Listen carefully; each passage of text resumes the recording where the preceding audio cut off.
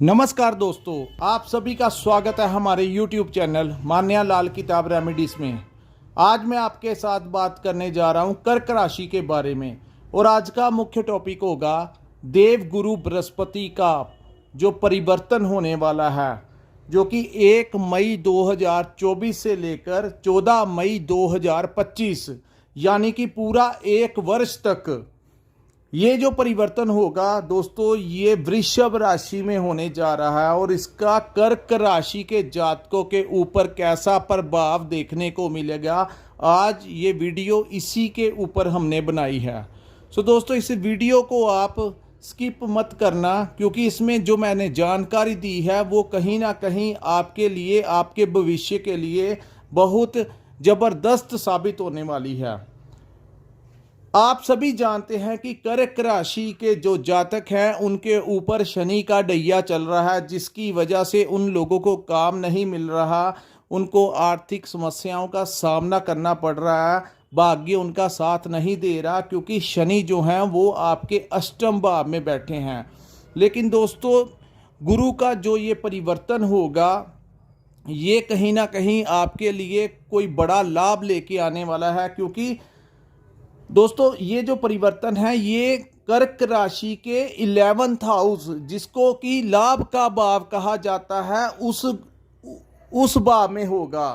हर कोई इंसान चाहता है, जो ज्योतिष शास्त्र में जिसको जानकारी है, यहाँ तक कि जब रावण का बेटा इंद्रजीत का जो जन्म होना था, तब रावण ये चाहता था कि सारे ग्रह एकत्रित होकर उसके बेटे के 11वें भाव में बैठ जाएं, जिसको कि लाभ का भाव कहा जाता है, ताकि उसकी ज़िंदगी में धन लाभ से लेकर कि हर उसका पराक्रम, हर तरफ से उसको जो है लाभ ही लाभ मिलता रहे। ये उसकी सोच थी। इसलिए आप समझ सकते हैं कि लाभ भाव में जब कोई ग्रह बैठता है तो वो आपको कितना सारा लाभ दे सकता है। ऐसी परिस्थितियां जो कि शनि की ढैया की वजह से, और एक तरफ केतु जो था वो आपके पराक्रम भाव में बैठकर आपके पराक्रम को कम कर रहा था, उसके ऊपर देवगुरु बृहस्पति की भी दृष्टि जाएगी, जिससे केतु जिन कामों को खराब कर रहा था उसमें सुधार होने की संभावनाएं जो हैं वो आने वाले समय में दिखाई दे रही हैं। इससे पहले मैं आपको बता दूं कि दोस्तों, देवगुरु बृहस्पति है क्या। दोस्तों, गुरु बृहस्पति जो हैं, इनको धन का देवता कहा गया है। जिन जातकों की कुंडली में गुरु बृहस्पति की पोजीशन अच्छी होती है, उनके पास धन दौलत प्रॉपर्टी की कमी नहीं रहती। और एक तरफ अगर ये किसी अच्छे भाव में बैठ जाए तो इंसान के पास ज्ञान का भंडार होता है, क्योंकि ज्ञान का जो देवता है वो बृहस्पति है। रटा रटाया ज्ञान जो होता है वो बुध का कारक होता है। लेकिन एक हमें सोसाइटी में ऐसे लोग, हमें अपने परिवार में, रिश्तेदारों में कुछ ऐसे लोग देखने को मिलते हैं जिनको देखकर, उनकी बातों को सुनकर हमको लगता है कि ये गॉड गिफ्टेड नॉलेज है। वो जो ज्ञान होता है उनके अंदर से निकलता है। सो कहीं ना कहीं उनकी कुंडली में गुरु जो है वो मजबूत अवस्था में बैठे होते हैं, जिनकी वजह से उनको हर तरफ से आध्यात्मिक ज्ञान और दूसरा पढ़ाई लिखाई, हर चीज़ में उनको बहुत ही ज़्यादा जो नॉलेज होती है वो गुरु के कारण ही होती है। आज हम बात करेंगे कि आपकी आर्थिक स्थितियां कैसी रहेंगी, कैसा प्रभाव जो है वो आपको देखने को मिलेगा। दोस्तों, सबसे अच्छी बात यह है कि जब शनि देव इस समय अष्टम भाव में ढैया की युति बनाकर बैठे हुए हैं, ढैया का जो इफेक्ट है, जिसकी वजह से जो परेशानियां चल रही थी लंबे समय से, अब गुरु जो हैं लाभ भाव में आने से कम आपको धन की समस्याएं जो हैं वो ठीक होनी शुरू हो जाएंगी। शुरू करते हैं दोस्तों, क्योंकि शनि की एक दृष्टि आपके कर्म स्थान में भी थी, जहां पर गुरु बैठे हुए थे, तो गुरु भी शनि की दृष्टि से प्रभावित थे, जिनकी वजह से आपको काम नहीं मिल रहा था। वहीं नौकरी में भी समस्याएं उत्पन्न हो रही थी, कुछ लोगों को नौकरी भी नहीं मिल रही थी। ऐसी अवस्थाएं जो हैं वो कर्क राशि के जातकों के ऊपर बनी हुई थी। अब हम दोस्तों, जो सामने कुंडली बनाई है ये चंद्र राशि के हिसाब से है, और जहां पर गुरु लिखा है ये आपका लाभ भाव है। दोस्तों, जो लोग व्यापार करते हैं अब उनके लिए नए नए रास्ते खुलेंगे। उनको नए टेंडर मिल सकते हैं, उनकी दुकानों पे, फैक्ट्रियों में, मैन्युफैक्चर, अगर आप कुछ भी काम करते हैं तो सेल जो है वो आपकी बढ़ने की संभावनाएं जो हैं वो 1 मई के पश्चात देखने को मिलेंगी। दोस्तों ये ओवरऑल गोचर बता रहा हूँ, इसमें गुरु कभी अस्त होंगे, कभी वक्री होंगे, कभी मार्गी होंगे, लेकिन एक पूरा वर्ष जो है वो आपके लिए गुरु कैसा लेकर आए हैं हम उसके ऊपर बात कर रहे हैं। दोस्तों लाभ भाव में जैसे ही गुरु का गोचर होगा, आर्थिक समस्याओं से आपको निजात मिलना शुरू हो जाएगा। कोई ना कोई रास्ता, उम्मीद की नई किरणें जो हैं वो आपके ऊपर पड़ेंगी, जिससे आपको धन लाभ होगा। और जो लोग नौकरी कर रहे थे या नौकरी चाहते थे और मिल नहीं रही थी, उन लोगों को नौकरी भी मिलेगी, और उनकी, जो लोग नौकरी कर रहे थे उनकी प्रमोशन होगी, जिससे उनकी सैलरी बढ़ेगी। दोस्तों स्वाभाविक तौर पे जब गुरु जैसा ग्रह लाभ भाव में बैठेगा तो कहीं ना कहीं से उसका धन जो है, उसकी जो आमदन है उसमें इजाफा होगा। और जो इजाफा होगा, अगर व्यापार करते हैं तो सेल बढ़ेगी, अगर नौकरी करते हैं तो प्रमोशन होगी, जिससे आपका सैलरी पैकेज जो है वो आगे से ज़्यादा बढ़ जाएगा। अब हम बात करते हैं कि गुरु जिस भाव में बैठते हैं वहां से कुछ भावों के ऊपर वो दृष्टियां डालते हैं। जिन भावों के ऊपर दृष्टियां डालते हैं उन भावों के फलों को बहुत ही शुभ कर देते हैं। सबसे पहली दृष्टि जो उनकी 5वीं दृष्टि होगी वो आपके 3रे भाव में पड़ेगी, जिसको साहस और पराक्रम का भाव कहा जाता है, जिसको भाइयों का भाव भी कहा जाता है।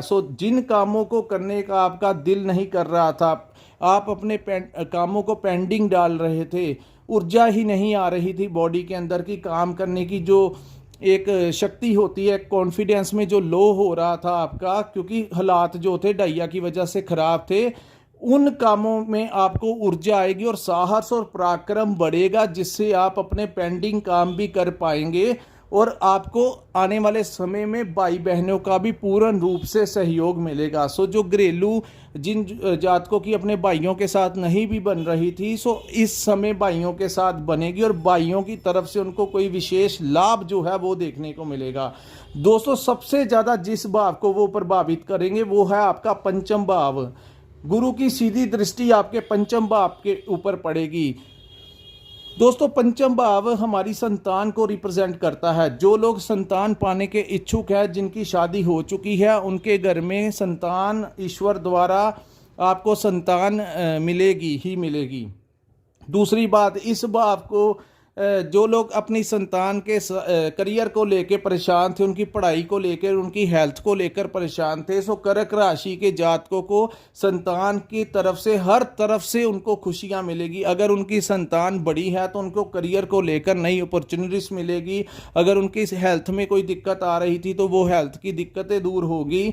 नई नई करियर को लेकर नई नई अपॉर्चुनिटीज़ जो हैं वो आपको मिलेंगी। कहने का भाव कि करियर में एक ऐसी आने वाले समय में ऐसी अपॉर्चुनिटीज़, ऐसे अवसर आएंगे आपके लिए जो कि आपकी ज़िंदगी में धन भाव को अट्रैक्ट करेंगे, आप आगे की तरफ बढ़ते जाएंगे। इस डाइये का जो प्रकोप होगा उसमें देवगुरु बृहस्पति ये वरदान लेकर आए हैं कर्क राशि के जातकों के लिए, क्योंकि ये गुरु जो हैं वो कर्क राशि के जो स्वामी हैं वो चंद्रमा हैं। गुरु उनके परम मित्र हैं। तो आपकी राशि के ये योग कारक ग्रह जब धन भाव में बैठ जाएगा, लाभ भाव में बैठ जाएगा, तो आपको कम से कम आपकी आर्थिक स्थितियों में बहुत बड़ा सुधार लेकर आएंगे। अब हम बात करते हैं कि गुरु की जो 3री दृष्टि होगी वो किस भाव में पड़ेगी। दोस्तों 7th हाउस में, 7th हाउस जिसको पार्टनरशिप का भाव कहा जाता है। ये पार्टनरशिप अकेली बिजनेस पार्टनरशिप नहीं होती, ये partnership, marriage partnership, love partnership और बिजनेस पार्टनरशिप, जहाँ जहाँ पर भागीदारी लगती है, पार्टनरशिप लगती है, उन सभी जगहों के ऊपर से आपको बहुत विशेष लाभ मिलेगा। जो जातक पार्टनरशिप में काम कर रहे थे उनको सफलता नहीं मिल रही थी, अब गुरु की दृष्टि पड़ने से आपको पार्टनरशिप में अगर कोई काम कर रहे हैं तो वहाँ से आपको कोई अच्छा फल मिलने की संभावनाएं हैं। अगर आप किसी भाई के साथ या अपने किसी मित्र के साथ किसी बिजनेस में पार्टनरशिप करेंगे तो ये जो समय आएगा ये आप में आपकी पार्टनरशिप से आप कहीं के कहीं पहुँचने की संभावनाएं जो हैं वो ये समय दिखा रहा है। दूसरी बात, जिन जातकों को डाइया की वजह से, शनि की वजह से आपके घर में शांति नहीं मिल रही थी, कुछ ना कुछ अनबन हो रही थी पार्टनर के साथ, इस समय आपको अपने पार्टनर का विशेष सहयोग मिलेगा। सो जिन जातकों की शादी नहीं हुई उनके विवाह के योग जो है वो ये 2024 के अंदर ही बन जाएंगे और उनकी शादी भी हो जाएगी। अब हम बात करते हैं लव लाइफ में भी जिन जातकों के रिलेशनशिप में कहीं ना कहीं कुछ दिक्कत प्रॉब्लम चल रही थी, उनमें जो अनबन चल रही थी वो सॉर्ट आउट होगी और उनकी प्यार की बुनियाद जो है वो कहीं ना कहीं आपको पॉजिटिवली अफेक्ट करेगी। आप अपने लव लाइफ पार्टनर के साथ, मैरिज पार्टनर के साथ कहीं बाहर टूर लगाने भी जा सकते हैं। सो कुल मिलाकर कर्क राशि के जो जातक हैं उनका गुरु का जो गोचर होगा ये आपको हर तरफ से बहुत ही ज़्यादा फ़ायदा पहुंचाएगा। दोस्तों, मेहनत करते रहना, मेहनत करेंगे तो मंजिलें मिलेंगी। जो लोग मेहनत नहीं करेंगे वो मंजिलें कैसे पाएंगे। सो अगर आप इस समय का सही सदुपयोग उठाना चाहते हैं तो कुछ ना कुछ आपको पहल कदमी करनी होगी, क्योंकि डाइया की वजह से काम नहीं बन रहे थे, भाग्य साथ नहीं दे रहा था, तो परेशानी से कुछ लोग हिम्मत हार के घर में बैठ गए और उनको कुछ भी अंधेरा इतना छा गया कि कुछ भी नहीं जब दिखता तो कहीं ना कहीं हमारा कॉन्फिडेंस लेवल बहुत ज़्यादा लो हो जाता है।